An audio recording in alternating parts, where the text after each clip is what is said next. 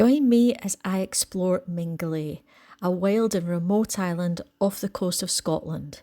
Here there are no roads, no people, just cliffs, beaches, wildlife, and the ruins of a village that's been abandoned for over 100 years. Good morning everybody, I'm here at the port. I'll just show you on the map. So I've been staying here on South Uist. I've come down here this morning on the road bridge to Eriskay, which is right at the bottom. From here I'm getting the boat over to Barra, which is about 40 minutes on the Calmac ferry. And I'm not staying in Barra. The reason why I'm going there is because I'm getting on the boat trip for the day over to the abandoned island of Mingulay. I've wanted to go here for a long time, so I'm really looking forward to it. So I've got about 10 minutes and then it's time to go on the boat.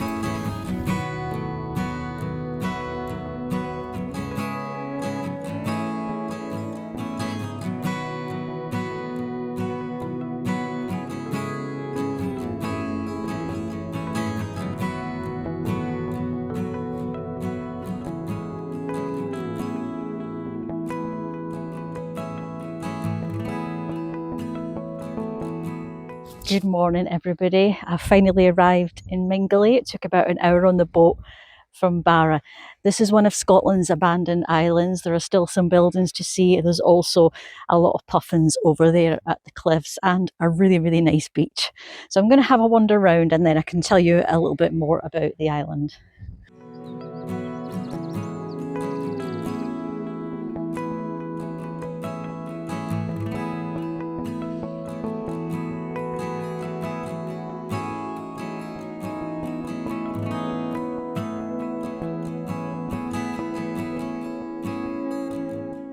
The building behind me there is the old schoolhouse. It's the only building that's still used on Mingulay. It's the only one left with a roof. And the reason why it's still used occasionally is because they have a ranger that comes to the island to check on the wildlife and that sort of thing. So if he's staying overnight, he stays in this building. He was actually on the boat with us this morning. So the school was closed in 1910. The island was completely evacuated in 1912. And the evacuations were voluntary and they started around 1907. So after that time, the school numbers started really dropping. So it wasn't viable to run the school anymore after 1910.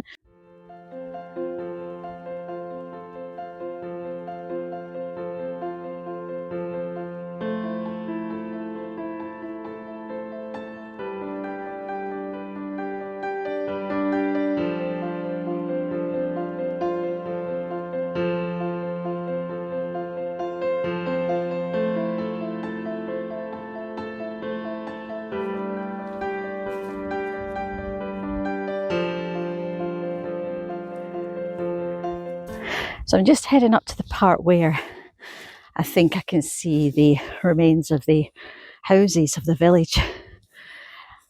The most people that lived here, I think, was around 160. The population peaked in the mid 19th century. And actually at the time they said that there wasn't enough good quality land for every family to use.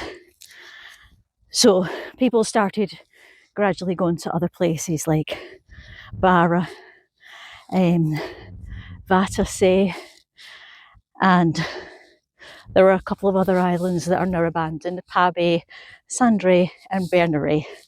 So people were moving between these islands looking for work or looking for land that they could use.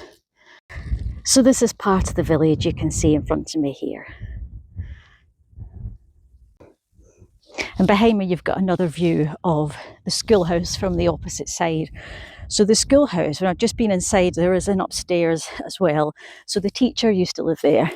And then there's one room off to the side, which isn't used nowadays and it's lost its roof. I presume that was the actual schoolroom. There was only one classroom, so all children of all ages were in the same class. So this is inside one of the houses. I presume that groove in front was for a fire. I'm not sure. I know the people slept on hay and several people had to sleep in the one bed. So that's another house in front. You can see its doorway.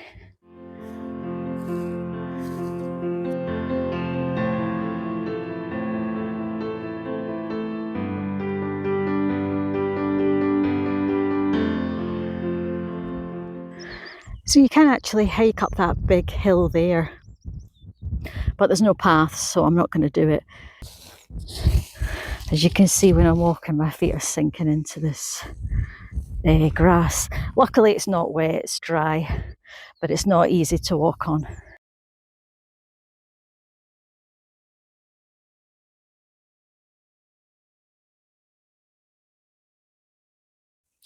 So there's a bit more left of this house. So this looks like a separate room here. In the earlier houses, they used to keep cattle in winter inside the house. So that could have been a place where they put them maybe. And then towards the end of the 19th century, they started building an extra part onto the house to put the cattle in so that they weren't in the same room. So going up the hill here, you can see there's remains of other buildings. Although it's quite hard to walk up there because the ground feels, I don't know what it is, it's really soft grass. It feels a bit like sponge when you walk on it.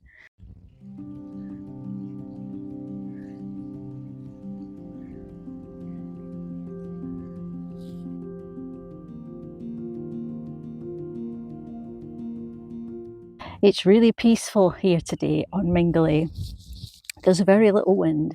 It's sunny, it's quite warm, it's definitely not cold, it's just really pleasant. That's why I'm able to sit here and just have a drink. It's really nice. It's a really nice day to come. There were about 8 people on the boat. I think the maximum it can take is 12, but there were 8 of us here for the day trip from Barra. So Mingulay is often referred to as the near St Kilda because it's got a similar story to St Kilda in that all the people eventually evacuated because life became too difficult to survive on here. They were very isolated and cut off because of the weather. And there's not really a good landing spot. I mean, even the boat today, we pulled up on the shore, but we couldn't get the boat up actually. We had to get into a small boat and that came across onto the shore. But from there, we had to climb up over rocks and some of them were quite slippy. So it might be difficult for people who don't have good mobility. So I'll show you the rocks. I couldn't film it on the way up because I was trying to concentrate on climbing up. But as I walk back down to go back to the boat, I'll film them and you can see what they're like.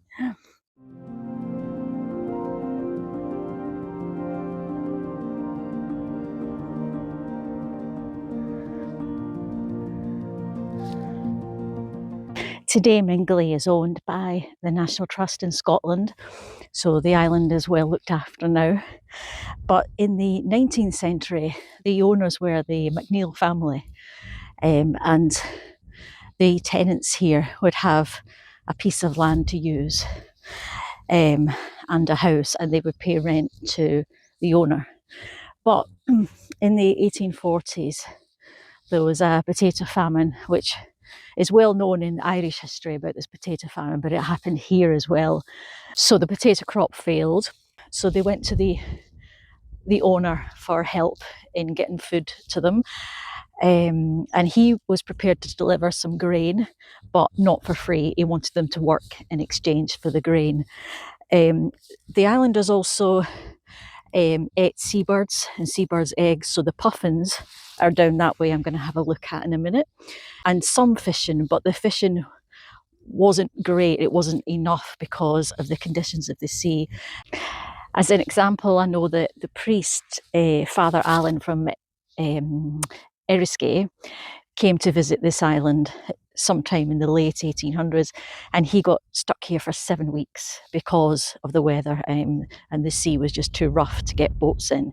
So all that was part of the reason why the islanders eventually evacuated.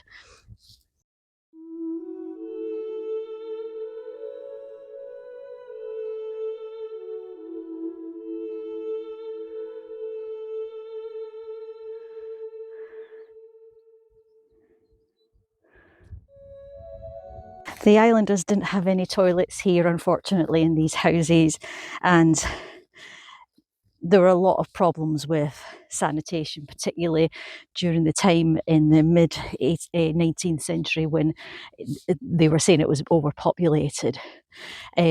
People used to go to the beach for the toilet. I presume they went somewhere else as well, maybe out in the fields or something, but certainly the beach was used. The school, once it was built, had 2 privies, which I'm not sure what they look like exactly. They're like some kind of basic toilet made of wood. So the school actually started here before compulsory schooling in Scotland, which started in 1872. There was a school here for several years before that. And the island was Catholic. The southern Outer Hebrides are still Catholic, but they never had a resident priest here. They just had visits from priests from neighbouring islands, especially for baptisms and marriages, but generally the priest would visit twice a year. And when the priest wasn't here, one of the elders in the village would say prayers with everybody together.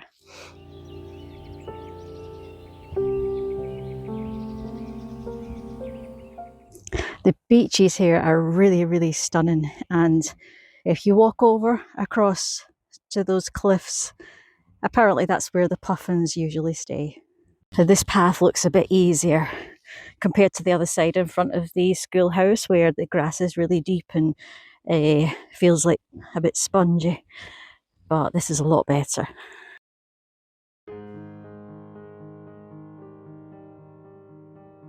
So here's the inside of another one of the houses. In front, that looks like it might have been the fireplace, or possibly that side. So these houses would have had a hole in the roof to let the smoke out from the fire. And they also had thatched roofs. Apparently, from photographs in 1905, when the island was still inhabited, there were already some houses with the roofs missing by then because the population had started to decline.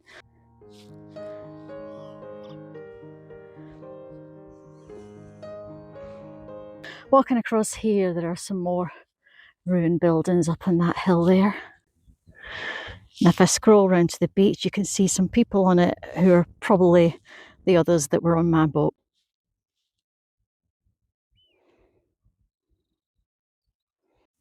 So as you can see here, there's a good trail now all the way down past these houses and down onto the beach, and then you can go over to the cliffs from there.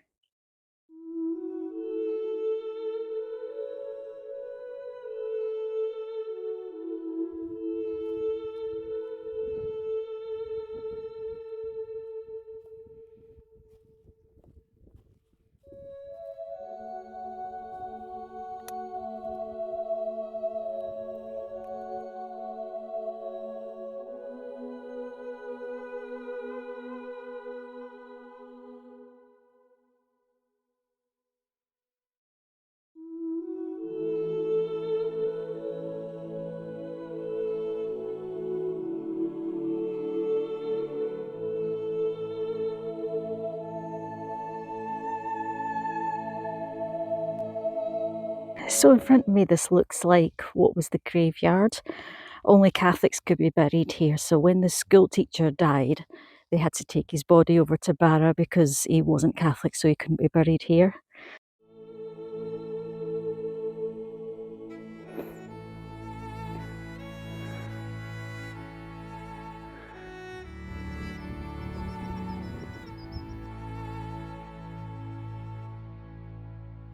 This house seems to be the one that's most intact inside.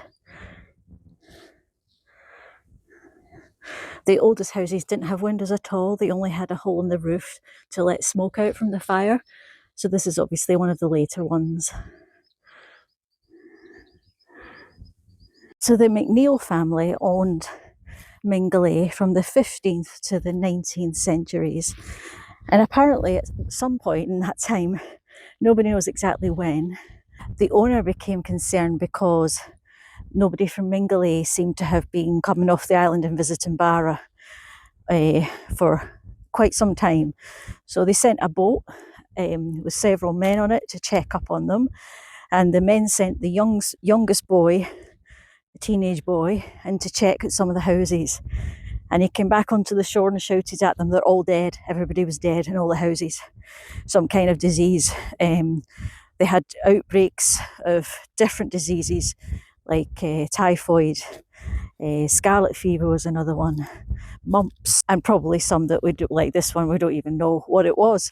So the boat sailed away without the boy because they said, you've probably picked up whatever these people have got, and they left him behind. And the boy's father complained about it to the island owner, and eventually they found that the boy survived by killing sheep, and he stood on top of a hill. I don't know which hill it was. His surname was McPhee, so the hill is now called McPhee's Hill because he stood on there every day looking for a boat to come and get him back. And eventually his dad came and he was given some land for free. But I'm not sure when this happened. It could have been any time between 15th and 19th centuries. I've seen different pieces of information, and it's just a piece of oral history that's gone down the generations basically.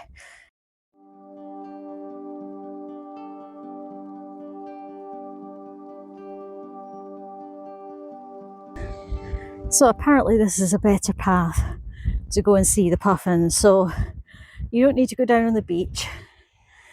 If you do, you'd have to climb back up, which is quite hard because it's all sand. So I'm going to follow this one around and see where it leads to. So I can see some puffins right in front of me here. So I'm going to carry on this path.